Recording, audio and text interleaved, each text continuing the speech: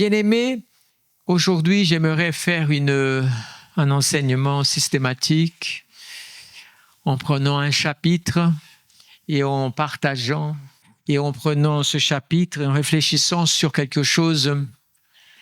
J'ai presque envie de dire que quand nous regardons le monde actuel, on voit tellement de choses que la liste, on passerait des heures à faire des constats. Pourquoi ça marche pas? Pourquoi il y a des dettes? Pourquoi il y a la famine? Pourquoi il y a des morts? Pourquoi il y a des tremblements? Pourquoi il y a ça et tant de malheurs? Pourquoi il y a la crise? Pourquoi il y a les guerres? Pourquoi il y a les maladies et tout ça? Toutes ces choses qui viennent et qui sont là comme des plaies. Ça nous fait penser parfois aux plaies d'Égypte, tellement les choses se succèdent les unes après les autres.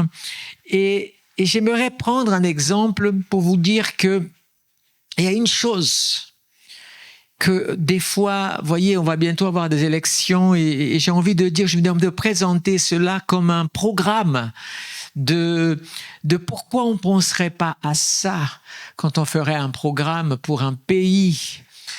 Et l'Église, où qu'elle soit présente dans les pays, puisse peut-être aussi s'appuyer sur cette réalité. Quelle est la chose? Il y a tellement de choses qu'on appelle péché et qui polluent, qui détruisent l'humanité, qui est à la source de la plupart des problèmes de l'humanité. Bien sûr, on dira le péché, mais dire le péché, on a tout dit, on n'a rien dit. Si on n'identifie pas ce péché. Alors, vous voyez, le livre de Job est un livre que c'est l'un des seuls livres dans la Bible où on connaît l'histoire avant qu'elle commence elle-même. Une espèce de prologue avant, et on découvre pourquoi Job souffre. On sait pourquoi il souffre. On sait qu'il n'a pas péché. On sait que tout ce qui lui arrive, eh bien, comme on dirait, c'est pas juste d'un point de vue humain. C'est pas juste. Mais il y a des choses dans la vie parfois de nous chrétiens que nous avons parfois l'habitude d'oublier, que quand nous venons au Seigneur, nous devons mourir à nous-mêmes et ne pas nous appartenir et à nous-mêmes. Et les amis de Job, vous savez, à partir du chapitre 3 jusqu'au chapitre 30, c'est un débat sans fin entre les amis de Job qui l'accusent de tellement de choses, Job qui se défend, et vient encore, et vous savez, c'est comme les disputes ou les conversations intellectuelles, philosophiques, ça n'a pas de fin. Et quand on arrive au chapitre 31 de Job, c'est ce chapitre qu'on va lire, Job, il va faire une déclaration. Une déclaration, peut-être que c'est celle qui est la clé vraiment pour qu'on s'en sorte parfois de malheurs que parfois on ne connaît pas les sources. Et j'ai envie de dire que ce serait aussi la solution. Je suis sûr qu'on ne serait pas loin de la meilleure des solutions pour notre humanité, notre monde. Je ne suis pas ici en train de prétendre que j'ai une réponse aux problèmes de l'humanité, c'est pas ça que j'essaye de dire. Mais j'essaye de dire que on a ici un exemple qui pourrait nous servir comme une réflexion, quelque chose à penser. Job, à un moment donné, c'est le dernier discours de Job, c'est de chapitre 31. Et Job, eh bien, il va faire d'abord ce constat. Job accepte les punitions pour ses péchés. Ok, j'ai eu beau me défendre, j'ai eu beau dire, il n'y a rien à faire, chaque fois vous en venez avec d'autres arguments et on vous cherchez dans ma vie, dans ceci, dans cela, dans vos croyances, Ok, alors Job va faire un exercice incroyable dans ce chapitre 31. C'est comme si Job disait ceci, j'accepte les punitions de mes péchés que j'ai commis si. C'est-à-dire que Job, en fait, il se sait innocent. Mais comme on est face à une espèce de force d'opposition, alors Job dit, ok, écoutez bien ce que je vais vous dire. J'accepte. Si je suis vraiment coupable, alors je mérite les punitions de mes péchés. Mais j'aimerais vous dire une chose. Et Job va faire quelque chose que, quand j'ai médité il y a quelques années sur ce livre de Job, j'ai fait ici dans ma Bible un commentaire où j'ai compté que dans la Bible version Colombe, celle que je vais utiliser, et si vous avez votre Bible aujourd'hui, je vous invite à l'ouvrir dans le chapitre 31 parce que vous allez pouvoir suivre vous-même, vous n'avez même pas besoin que ça s'affiche, vous pouvez le suivre dans votre propre Bible. Il y a 26 si. Dans la Bible hébraïque, dans l'original hébraïque, il n'y en a que 19. Mais il y en a 26 dans la version française de la Colombe, mais il y a ici 8 catégories d'une seule et même chose qui est à la source du problème. Ça s'appelle l'injustice. Cette forme, parce que l'injustice est quelque chose qui ne plaît pas à Dieu. Vous pouvez, et on va voir les 8 formes d'injustice. Et quand on regarde tout en lisant et en méditant, et qu'on regarde à notre société, qu'on regarde au monde, vous allez voir que ces 8 injustices sont pratiques courantes dans notre monde. Et si, permettez-moi un si personnel, et si toutes ces injustices cumulées, pratiquées quotidiennement dans la surface de la terre, étaient responsables de tous nos malheurs, des malheurs qu'il y a. Parce qu'il y a, bien sûr, il y a des victimes, mais il y a aussi des gens qui sont responsables de cela. Alors Job, chapitre 31 dit, « J'avais fait un pacte avec mes yeux. Comment aurais-je pu fixer mon attention sur une vierge ?» Déjà ici, on a le premier, qui n'est pas cité, mais qu'on peut le compter comme un 8e ou un premier. Les 7 qui viennent derrière. Pacte avec les yeux.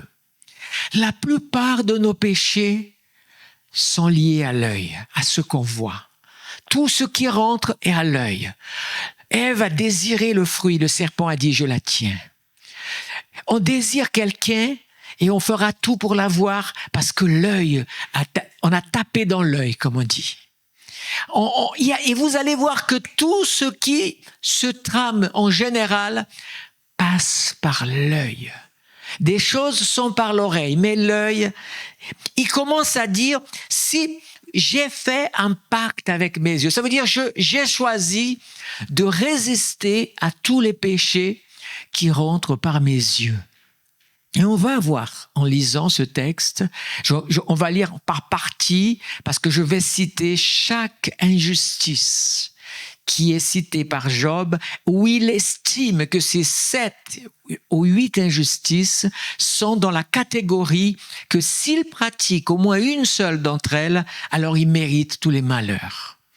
Le monde, ça fait des millénaires qu'il pratique ces injustices. Il y a toujours eu l'injustice. Vous croyez que ça a été juste, que Caïn ait tué Abel juste par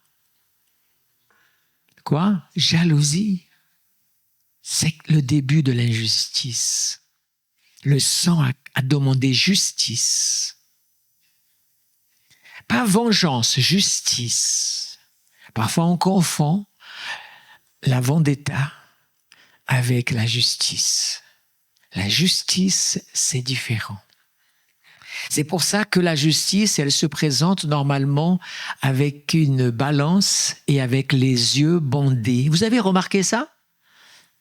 Parce que justement, elle ne veut pas voir à qui elle veut faire justice sans voir, sans dépendre de qui il s'agit. Moi, je vais pardonner les péchés de ceux que je vois que sont mes amis, mais ceux qui sont mes ennemis, moi, je ne vais pas le faire. C'est injuste. Tu n'es pas juste. Alors, Job va commencer par une des choses terribles. C'est justement, quand il utilise le mot ici, les vierges, il est en train de dire, je ne veux pas commettre d'injustice contre les mineurs. C'est l'injustice infantile à la jeunesse. Mais vous savez, Je ne vais pas faire état longtemps sur ça parce que c'est tellement écœurant. Mais que ce soit, on a vu il y a quelque temps, on a entendu parler de scandales d'hommes de haut niveau financier dans le monde. Et qu'est-ce qu'il y avait? Des injustices chez des mineurs. C'est horrible. Des gens qui ont occupé des postes importants, mais qui ont participé d'une manière ou d'une autre, les enfants esclaves dans le travail pour que le commerce fonctionne, des enfants abusés sexuellement. Vous croyez que tout ça ne monte pas aux yeux de Dieu comme une injustice écœurante, abjecte aux yeux de Dieu? Job a commencé fort en disant cela. Vous savez, c'est intéressant parce que Job vivait à une époque où, vous savez ce qui se passait? Eh bien, c'était facile de se marier pour un riche propriétaire avec une jeune mineure. Il pouvait être le sauveur de la famille et on lui aurait donné. Les anciens se mariaient très très tôt, très jeunes même. À peine 12, 13, 14 ans, on pouvait prendre une jeune fille en mariage. Pardon de l'expression, un vieux. S'il avait de l'argent, s'il avait tout ce qu'il fallait, il pouvait en faire, même pas son épouse, parfois juste sa concubine. Mais Dieu n'a jamais approuvé ce genre de choses-là. Job, il avait perdu ses enfants dans tous ses malheurs. Sa femme lui avait résisté en le rendant coupable. Et lui, il a dit, mais moi, j'ai gardé toute ma vie, malgré ma richesse, malgré le fait.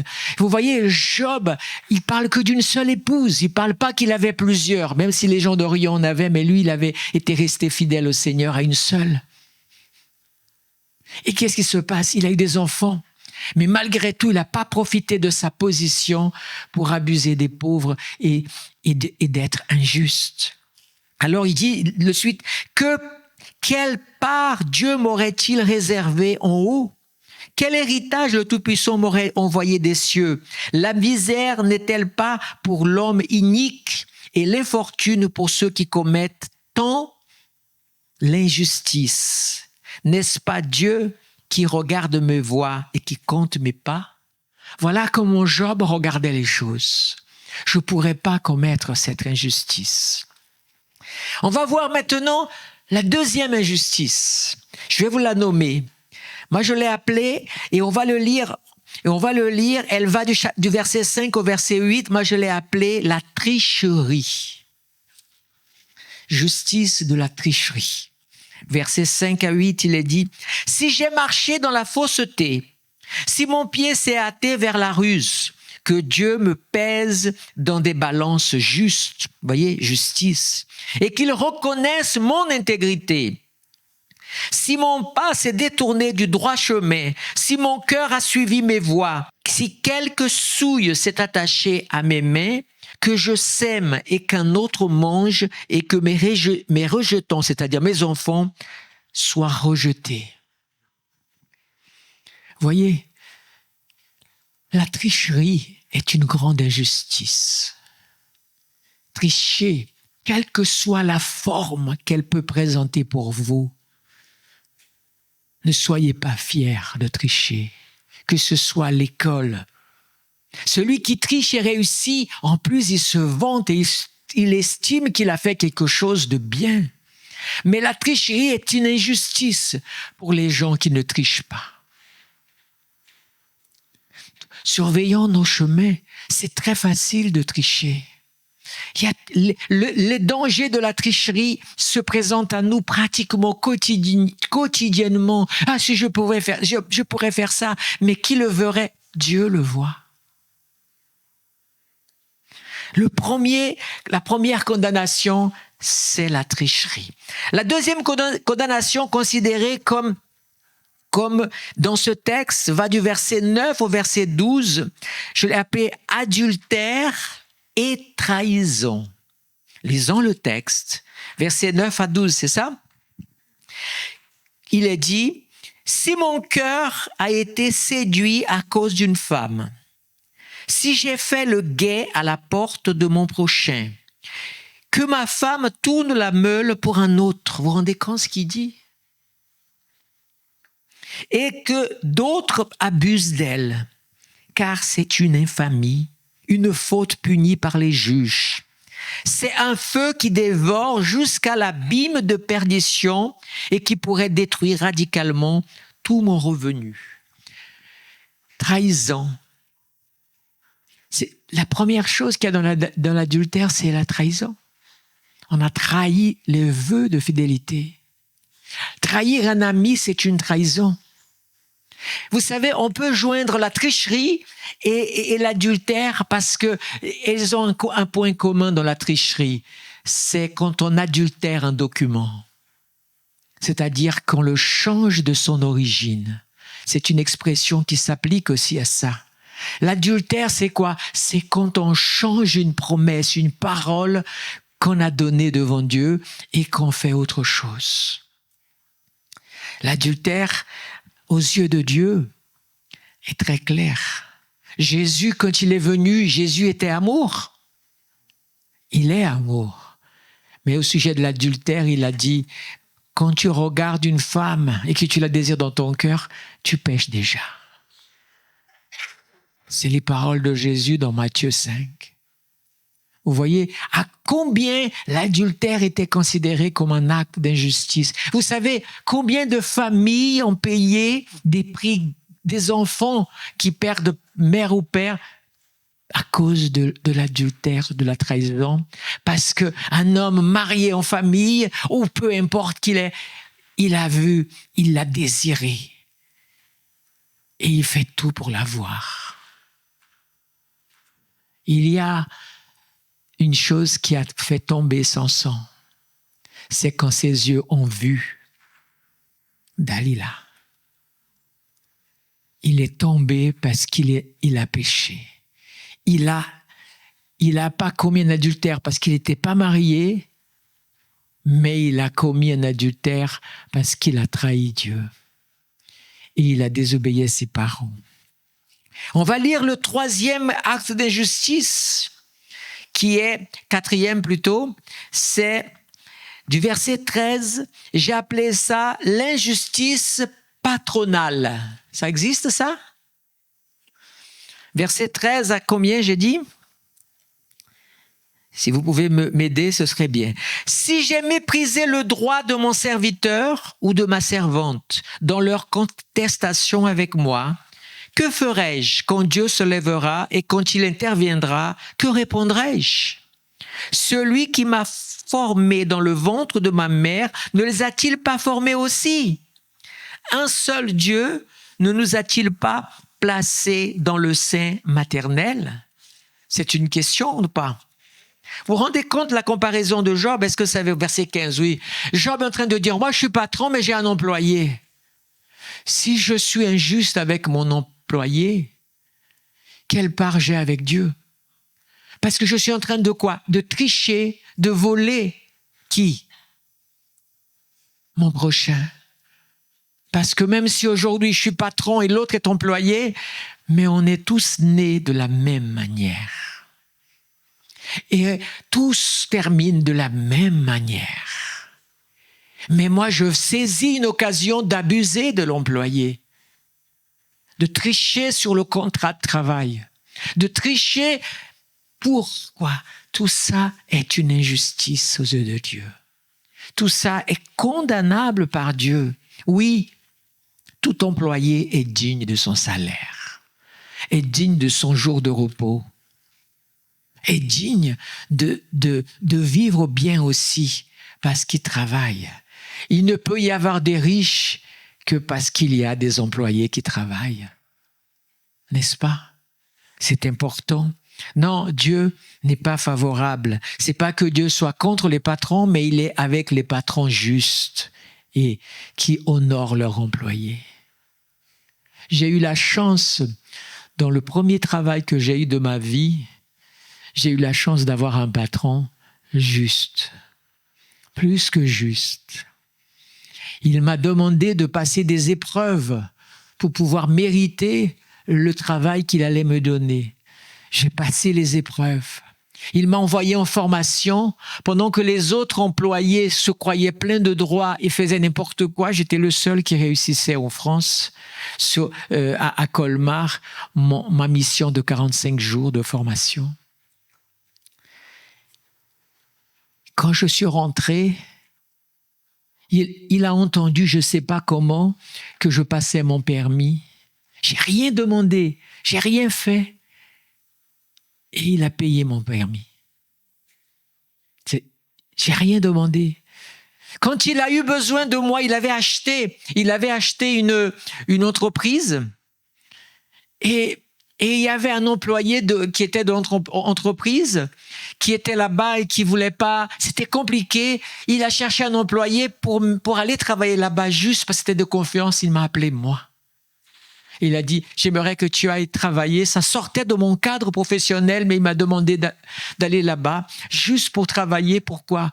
Parce qu'il voulait que son bien soit protégé et il avait confiance en moi. Je ne me souviens pas avoir fait, j'étais simplement un employé. Mais oui, il y a des employeurs qui sont des gens bien. C'est pas simplement une question de abat le patronat, abat les gens riches. Non, ça n'a rien à voir. Il y a des injustes chez les pauvres et il y a des injustes chez les riches aussi. On continue sur notre lancée. Amen. Vous êtes avec moi? 5e injustice, ça va du verset, retenez pour moi, du verset 16 au 23. Injustice sociale envers les plus faibles. On a l'impression qu'on ne trouverait pas ça, mais c'est des sujets de notre époque, non? Verset 16. Si j'ai refusé aux indigents ce qu'ils désiraient, si j'ai fait languir les yeux de la veuve, et si j'ai mangé seul mon morceau de pain, sans que l'orphelin puisse en manger, car dès ma jeunesse, il a grandi avec moi comme avec un père. Dans le ventre de ma mère, j'ai guidé la veuve. Si j'ai vu le vagabond, c'est l'expression qui est là, manquer de vêtements, le pauvre n'avoir point de couverture, sans que ses reins m'aient béni, sans qu'il ait été réchauffé par la toison de mes agneaux. Si j'ai levé la main contre l'orphelin parce que je me voyais soutenu par les juges, que mon bras se détache de mon épaule et mon avant-bras du coude et qu'il se brise. Car le malheur envoyé par Dieu, j'en ai peur et j'en puis rien devant sa majesté. Qu'est-ce que Job dit? Eh bien, Job, il ne laissait pas ceux qui étaient dans le besoin. Il avait un regard. C'est pareil. Les travailleurs sociaux, tous ceux qui vivent, ce sont des gens qui passent leur temps parfois dans la difficulté à s'occuper des orphelins, de la veuve et des nécessiteux. On est dans un pays que je trouve formidable sur ce domaine-là. On peut traiter beaucoup de choses, mais nous avons la Croix-Rouge, Secours populaire, Secours catholique et tant d'autres moyens. Bénis les églises qui ont les moyens et même à leur niveau qui font que ce soit une banque alimentaire, que ce soit quelque chose, que ce soit des vêtements, mais qui agissent aussi. Ça, c'est quand j'ai beaucoup. Je ne peux pas rester insensible à celui qui souffre à côté de moi. Je dois être aussi là pour aider. Et Job dit, si j'ai fait ça, que mon bras se brise, quoi. Ça montre combien il tenait à cœur d'être l'homme le plus riche. Vous comprenez que Dieu enrichit, on a le droit de demander à Dieu la richesse et d'être hyper milliardaire. Aucune contradiction avec la parole de Dieu. À partir du moment que tu ne commettes pas une des injustices qui va suivre encore, que tu saches être un bon administrateur. Job, il était très riche. Il va devenir encore plus que riche. Imaginons, il était milliardaire, il va devenir multimilliardaire. Parce qu'il était fidèle. Et le chapitre 31 est là pour montrer son caractère et tout ce qu'il y a. Autre 5e, là, c'est versets 24 à 28. L'injustice d'orgueil, égoïsme, à cause de l'amour de l'argent. 24 à 28, il est dit, « Si j'ai mis dans l'or mon assurance, si j'ai dit au métal précieux, en toi je me confie, si je me suis réjoui de l'abondance de mes biens, des richesses que ma main avait acquises, si j'ai regardé la lumière du soleil quand il brillait, la lune quand elle s'avançait radieuse, si mon cœur s'est laissé séduire en secret, si ma main s'est portée à ma bouche pour un baiser, c'est encore une faute passible de jugement et j'aurais renié le Dieu d'en haut. » L'orgueil, regardez le soleil en face, le soleil brille sur moi et la lune aussi. Symbole d'orgueil, symbole de vanité, d'égoïsme, amour de l'argent. Plus j'en ai, plus j'en veux, plus j'en ai, plus j'en veux. Il y a des choses qui vraiment détruisent la vie des personnes. Ils ont des richesses et ils n'en ont pas assez. Pardonne l'expression, ils sont pourris de riches, mais ils continuent malhonnêtement faisant les choses. Quand on voit les crises et les guerres, et derrière tout ça, c'est du business. On ne peut que voir que l'injustice monte vers Dieu. Comment voulez-vous que l'humanité s'en sorte comme ça? Le déséquilibre, il n'y a pas de mots. Il n'y a pas de superlatif pour montrer le déséquilibre. Vous croyez que le monde est dans la misère? Non, le monde n'est pas dans la misère. Simplement, même si les partis communistes, etc., ont mis ce slogan qui les a fait progresser, qu'il faut que la richesse soit répartie à part égale, ils ne l'ont pas fait. Ni le socialisme, ni le communisme, ni autre. Ceux qui vous demandent de l'autre côté, qui sortent de la gauche pour la droite, pour demander plus de ceci et de cela, qu'est-ce qu'ils font? Ils calculent à leur intérêt aussi. C'est toujours les affaires. Bien-aimés, même la religion est tombée dans le piège de l'or aussi. Quand on voit des édifices, là où se trouve le plus d'or, je dirais même pas, mais beaucoup de gens savent où se trouvent les plus grandes réserves d'or. Elles se trouvent dans une religion. Pourquoi faire tout cet or? Continuons les injustices. J'ai lu 29 à 32. Rejet de ceux qui sont différents et méchanceté. Ici, vous savez de quoi on va parler? Vous allez vite comprendre. Versets 29 à 32, il est dit, « Si je me suis réjoui du malheur de celui qui me haïssait, si j'ai sauté d'allégresse parce qu'un mal l'avait atteint, moi qui n'ai pas permis à ma langue de pécher, de demander sa mort avec imprécation. Si les gens qui sont dans ma tente ne disaient pas « Où est celui qui n'a pas été rassasié de sa viande ?» Verset 32, « L'étranger ne passait pas la nuit dehors, j'ouvrais ma porte aux voyageurs. » Vous savez, il y a l'immigration. Et aujourd'hui, c'est un vrai problème, l'immigration. Mais pourquoi les gens, d'après vous, je parle des vrais immigrés, pourquoi ils immigrent? Mais ça a toujours été l'histoire de l'humanité. Si tu habites un endroit où c'est désertique, il n'y a rien, tu fais quoi? Il y a des milliers d'années, ils se déplaçaient. Si le monde a été peuplé, pourquoi? Parce qu'on cherchait toujours là où l'herbe était plus verte, parce que tout le monde veut vivre heureux, tout le monde veut manger à sa faim. Tout le monde veut pouvoir se soigner.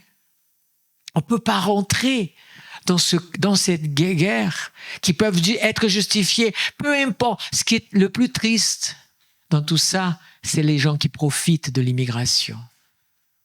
C'est des gens, il y a des scènes que pas possible. Même dans des séries, on voit des scènes, je ne sais pas si c'est pour dénoncer, J'en ai vu une, il y avait 10 personnes dans un appartement, tous des immigrés, passaient leur journée à travailler et ce monsieur louait $500 par personne le lit. Des choses comme ça, vous voyez, mais ça c'est rien. C'est une injustice au lieu de Dieu. Mais Job avait parlé avant de quoi? Des gens qui vous exaspèrent, des gens qui vous énervent, des gens qui vous aiment pas. Et puis tout d'un coup, leur malheur est tombé, et là vous dites, bien fait, le Seigneur m'a fait justice. Ne dis pas ça. Ne te réjouis jamais du malheur, même de ton ennemi. Ne désire même pas dans ton cœur, parce qu'il t'a fait du mal de vouloir comme une forme de justice. Il y a des chrétiens qui ont cette idée. Vous savez, j'ai souffert dans la main, voilà, le Seigneur m'a fait justice. Le Seigneur est beaucoup plus que ça, bien-aimé. Le Seigneur, ce qu'il nous a donné d'exemple, c'est « Père, pardonne-leur car ils ne savent pas ce qu'ils font. » Y a-t-il eu plus d'injustice que ce qu'on a fait à Jésus? Il n'y en a pas. Nous devons faire attention à notre cœur, à nos yeux. On veut voir la chute, le malheur de quelqu'un. Vous voyez les yeux pour se réjouir. Non, la Bible dit « Ris avec ceux qui rient et pleure avec ceux qui pleurent. » Amen. Bien-aimés, voici tous des péchés dans lesquels nous ne faisons pas beaucoup attention. Et pourtant, si nous sondons notre cœur, peut-être on trouverait certains d'entre eux à se poser des questions. Si cela plaît à Dieu. On va aller sur une chose qui est terrible à dire. Ça va du verset 33 et le verset 34. C'est cacher mes péchés. 33-34. Il est dit, si comme tout être humain, j'ai caché mes crimes pour enfuir mes fautes dans mon sein, parce que j'étais effrayé de la rumeur de la foule, parce que le mépris des familles me terrifiait, si je me suis tenu silencieux sans franchir ma porte.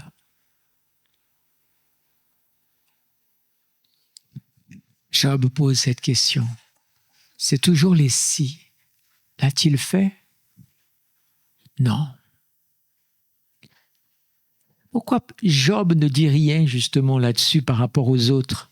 Parce que justement, il se sait que de tous les péchés qu'on l'accuse, il est innocent. C'est pour ça que ça reste avec ce vide-là.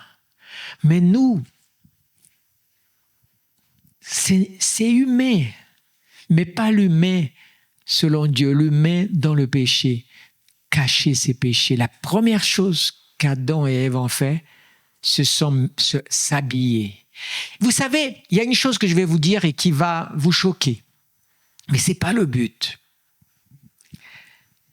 Un des symboles des péchés, vous savez, c'est quoi? C'est la nudité. Et le monde se sert de la nudité parce que si on voit la nudité, il y a la concupiscence des yeux et le péché. Mais si vous regardez la Bible, je vais vous inviter à faire votre propre étude de la Bible. Si vous regardez la Bible, la première chose que l'homme a vue quand il a péché, c'était quoi? Qu'il était nu. Vous savez, quand vous regardez toutes les civilisations versus le peuple de Dieu, toutes les civilisations païennes du passé, la sensualité fait partie de leur pratique de péché. Être mal habillé, être habillé sensuellement.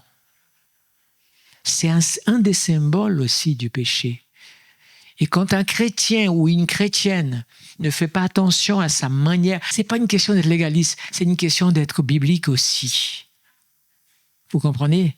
C'est pas une question, mais il y a des personnes qui ont une pudeur. Il y a d'autres personnes, ça se libère d'une façon, le corps. Alors bien sûr qu'aujourd'hui, on pourrait dire, oui, mais je suis maître de mon corps, je fais ce que je veux, etc. Oui, le monde dit cela. Mais un chrétien peut-il dire ça? Ton corps n'est-il pas le temple du Saint-Esprit? Des fois, je sais que je suis incompris quand j'appuie un peu sur des points. Mais non, bien-aimé. soigne toi-même. Ne sois pas toi-même une source de péché pour les autres. Ça peut paraître un message très ringard de dire ça, parce qu'on aime notre liberté. Mais moi, je vais vous dire une chose. Ma liberté, je l'ai donnée à Christ le jour où je lui ai donné ma vie. Et la plupart des chrétiens doivent comprendre cela. Bon, c'est vrai que les hommes ont moins d'attrait que les femmes dans la sensualité, mais messieurs, mesdames, veillez sur vous. Il n'y a pas pire, vous savez, que avoir une mauvaise réputation dans ce domaine-là. Une personne facile, une personne... Les gens font tellement de films dans leur tête.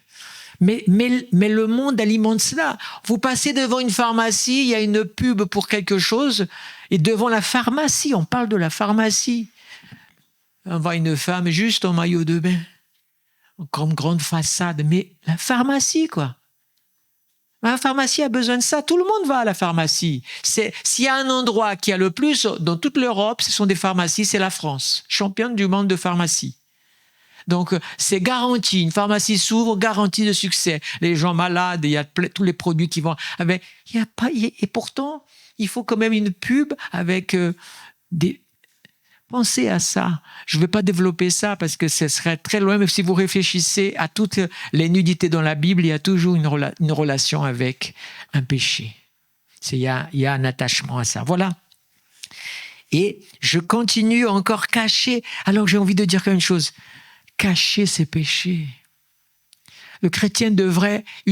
Nous sommes tous sujets au péché, mais au moment où on a péché, la première chose qu'on devrait faire, c'est courir les confesser. Mais non, nous avons besoin de les cacher et ensuite, si jamais on est découvert, il faut qu'on se justifie et il faut qu'on se défende, alors que Dieu n'attend qu'une chose, c'est repens-toi, change d'attitude, c'est ça la prédication de l'évangile. Prêché par Jean, prêché par Jésus, prêché par les apôtres et prêché par tous les prédicateurs depuis le 1er siècle jusqu'à présent. Le message de l'évangile, c'est repentez-vous et changez d'attitude, changez votre façon de voir, de penser et d'agir en relation au péché. C'est aussi simple que ça. Et on y va au dernier, qui va du verset 38 au verset 40. C'est l'injustice contre la nature et contre les droits d'autrui. Voici ce que dit le verset donc 38 à 40, c'est ça? Si mon terrain crie contre moi et que ses sillons versent des larmes. Intéressant. Pourquoi ton terrain va prier? Parce que tu n'as pas donné du repos à ton terrain. Tu l'as utilisé à abus. Ce que le monde fait aujourd'hui avec toutes les technologies, c'est une façon déjà d'être écologique. La nature, il est dit que la nature, elle fait la concurrence à l'homme pour le retour du Seigneur. Elle n'en peut plus de souffrir, elle gémit, elle pleure. Elle se sent... Pourquoi? Destruction des forêts.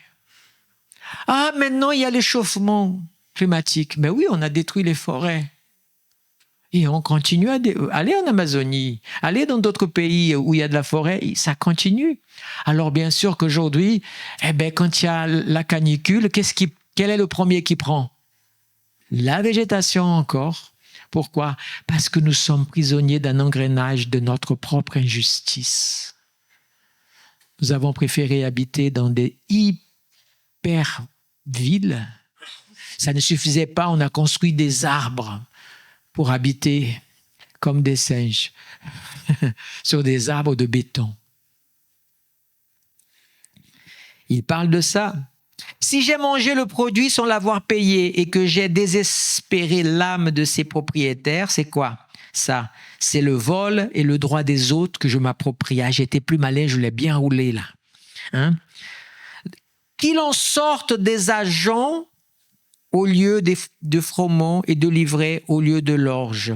Et là, c'est marqué fin des paroles de Job. Bien-aimés, nous avons ici l'injustice sous les différentes facettes de notre humanité, de notre société. Que le Seigneur fasse grâce. Imaginez avec moi que tout d'un coup, un pays commence à se dire on va faire une autre politique, un autre travail qui soit différent. Ce n'est pas que des promesses. Vous savez, chaque fois qu'il y a des élections présidentielles, les politiques nous font rêver. Le problème, c'est que, je vais vous faire une petite allégorie. Quand vous dormez une nuit de 5, 6, 7, 8 heures, votre rêve ne dure que quelques minutes. Pareil, on rêve pendant les campagnes parce qu'on nous promet justice, égalité, richesse, rétablissement. Et nous rêvons. Et puis après, on prend 5 ans. Parfois de cauchemars. Parfois, on a de la chance. On a quelque chose qui se passe quand même. Il y a encore, même dans le milieu politique, j'ose croire, qu'il y a encore des hommes ou des femmes qui ont des vrais intérêts pour leur nation. Mais ça, il faut prier pour eux. Pourquoi on doit prier pour les autorités? Paul a été clair. Si vous voulez vivre bien. Alors moi, je prie, Seigneur, s'il te plaît, je ne vais pas faire la politique, je ne vais pas faire la défense d'un parti ou d'un candidat, mais je vais prier que le Seigneur mette à la tête du pays quelqu'un qui aime la justice dans toutes ses branches. Même si l'homme n'est pas capable d'être juste dans son intégrité, mais qu'au moins il puisse essayer de l'être au moins en partie. Nous-mêmes, en tant qu'enfants de Dieu, si nous ne pratiquons pas la justice aussi dans notre façon de vivre, qu'est-ce que nous sommes? Est-ce que nous sommes meilleurs que ceux qui ne le font pas? Que l'exemple de Job soit pour nous un exemple d'inspiration. Seigneur, je sens que je ne suis pas encore assez juste. Ou, ne vous mettez pas non plus un fardeau que vous ne pouvez pas porter. Mais faites confiance à l'Éternel. Revenez à moi, dit le Seigneur. Abandonnez vos mauvaises voies, dit le Seigneur. Et reprenez les voies que j'ai tracées pour vous, et vous verrez que quand vous prierez, je répondrai. Quand vous aurez la sécheresse, vous prierez, j'enverrai l'abondance de la pluie, de la première et de l'arrière-saison. Ce sont les promesses. Dieu est un Dieu juste. Amen. Moi, je ne suis pas juste. Loin de là. Mais Dieu est juste. Et je veux prendre le modèle de la parole pour l'appliquer à ma vie. Je n'ai pas envie que au moment d'arriver devant le Seigneur, il ouvre le livre de la vie où il y a toute mon histoire et il a dit, dis-moi, est-ce que tu as été juste dans cette affaire-là? Est-ce que tu as agi avec justesse quand je t'ai béni et que tu as préféré être égoïste, etc., etc., etc. Baissons nos têtes. Et prenons un moment avec Dieu. Chacun d'entre nous sait de quoi il a besoin de progresser, de quoi il a besoin d'avancer avec le Seigneur. Seigneur mon Dieu, je loue ton nom pour ta parole qui est vivante, efficace, plus pénétrante qu'une épée à double tranchant. Et elle est apte de discerner les intentions du cœur et de les révéler à nous. Je prie, Seigneur, que ta parole, Seigneur, ne soit pas rentrée par une oreille et sortant par l'autre, mais qu'elle descende dans le cœur, dans nos cœurs. Et que je puisse, Seigneur, me réjouir en toi si je marche dans la justice, dans la droiture. Et pouvoir aussi, Seigneur, chercher à progresser en apprenant de toi et en avançant avec toi. Seigneur, si j'ai péché, que je puisse être conscient et puisse te chercher pour avancer dans le changement. Si je suis injuste ou j'ai commis une injustice, Seigneur, que je puisse réparer, mais que, Seigneur, je puisse me présenter devant toi toujours le cœur léger. Béni soit le nom de l'Éternel. Béni soit le nom de l'Éternel qui parle au cœur, qui parle à nos vies et qui révèle à nous ce dont nous avons le plus besoin. Nous voulons, Seigneur, réjouir ton cœur et vivre dans la joie du Seigneur qu'il nous donne chaque jour. À toi l'honneur, à toi la gloire, à toi la puissance. Au nom de Jésus, Amen.